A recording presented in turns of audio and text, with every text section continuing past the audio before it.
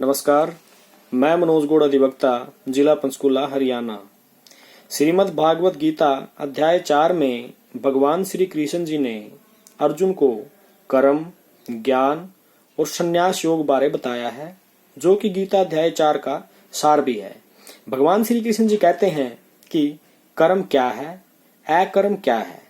इसका निर्णय करने में बुद्धिमान व्यक्ति भी मोहित हो जाते हैं।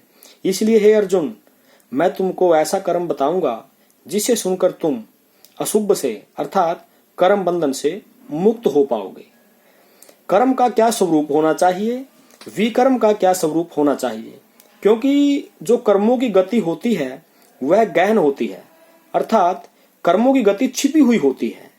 जो व्यक्ति कर्म में अकर्म और अकर्म में कर्म को देखता है वह मनुष्यों में बुद्धिमान होता है और वह योगी सभी कर्मों को करने वाला होता है।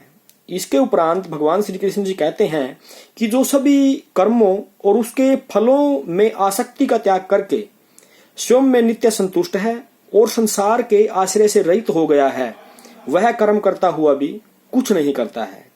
भगवान श्री कृष्ण जी ने ज्ञान बारे बताया कि इस संसार में ज्ञान के समान पवित्र करने वाला कुछ भी नहीं है और उस ज्ञान का योग द्वारा सिद्ध हुआ मनुष्य कुछ समय पश्चात कर्म करके अपने आप को प्राप्त कर लेता है। अर्थात जिस मनुष्य ने अपने आप को प्राप्त कर लिया, समझो उसने ईश्वर को प्राप्त कर लिया। निरंतर प्रयत्न करने वाला, इंद्रिय संयम करने वाला और श्रद्धा से युक्त मनुष्य ज्ञान को प्राप्त होता है। ज्ञान को प्राप्त होकर वह शीघ्र ही परम अर्थात शांति को प्राप्त हो जाता है। इसी प्रकार भगवान श्री कृष्ण जी ने धर्म बारे एक श्लोक के माध्यम से बताया, जैसे यदा यदा ही धर्मस्य ग्लानिर्भवति भारत अभ्युत्थानम धर्मस्य तदात्मानं सृजाम्यहम्।